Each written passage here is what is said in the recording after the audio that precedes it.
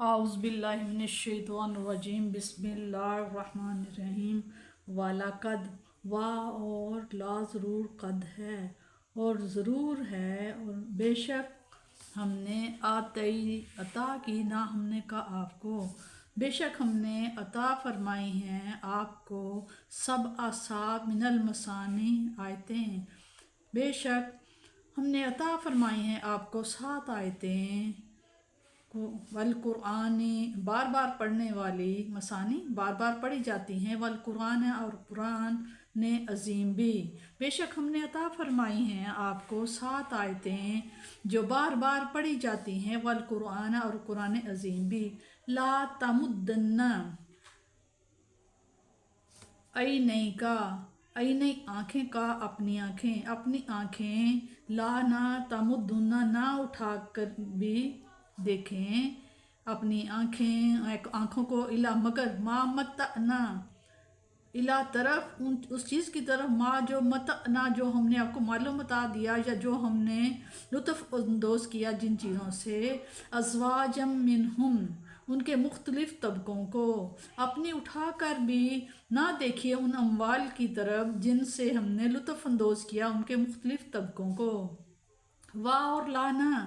تحزن اور حزن نہ کریں غم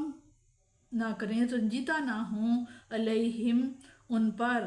اور رنجیدہ خاطر بھی نہ ہوں ان کی گمراہی پر وخفض اور نیچے کیجئے جناحہ کا اپنے پروں کو للمؤمنین مومنین کے لیے اور نیچے کیجئے اپنے پروں کو مومنین کے لیے وقل اور فرمائیے انی بے شک میں النذیر ڈرانے والا ہوں مبین کھلم کھلا اور فرمائیے میں تو بے شک ایسے عذاب سے کھلم کھلا ڈرانے والا ہوں۔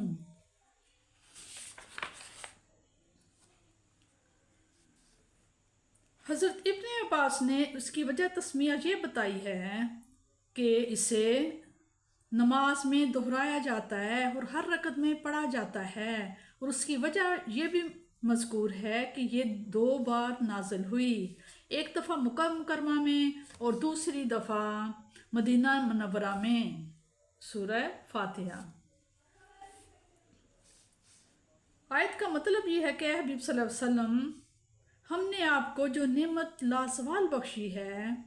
اس کی عظمت کا یہ نادان کیا اندازہ لگا سکتے ہیں۔ ہم نے تو آپ کو سورہ فاتحہ بخشی اور قرآن عظیم جیسی بابرکت کتاب مرحمت فرمائی۔ حضرت عبداللہ بن عمر نے کیا ہی خوب فرمایا ہے، جس شخص کو دولت قرآن بخشی گئی اور اس نے کسی دنیا دار کو دیکھا اور اس کے سیم و زر کو نعمت قرآن سے افضل خیال کیا تو اس نے بڑی بے انصافی کی، اس کی عظیم المرتبہ چیز کو حقیر جانا اور ایک حقیر چیز کو بڑا خیال کیا۔ عام انسانوں کی رہنمائی کے لیے حضور پر نور صلی اللہ تعالی وسلم کا یہ ارشاد گرامی کتنا مفید اور طمانینت بخش ہے۔ حضور صلی اللہ علیہ وسلم نے فرمایا کہ اس کی طرف دیکھو جو تم سے کمتر ہے، اپنے سے برتر کی طرف نہ دیکھو۔ اس طرح جو نعمت اللہ تعالیٰ نے تم پر فرمائی ہے تم اسے حقیر جاننے کی غلطی سے محفوظ رہو گے۔ کافروں سے اعراض کرنے کا حکم دینے کے بعد مومنوں کی طرف خصوصی توجہ فرمانے کا ارشاد فرمایا کہ اہل ایمان کے لیے اپنے پروں کو نیچا کریں، وہ پر جن کے لیے عرش کی بلندیاں بھی سمٹ آتی ہیں اور لامکان کی رفعتیں بھی سرنگوں ہو جاتی ہیں، ان پروں کو نیچا کیجئے تاکہ آپ کے غلام بھی آپ سے زیادہ فیضیاب ہو سکیں۔ آیت کے اس حصے میں جو مٹھاس اور معنویت ہے اسے اہل دل ہی سمجھ سکتے ہیں۔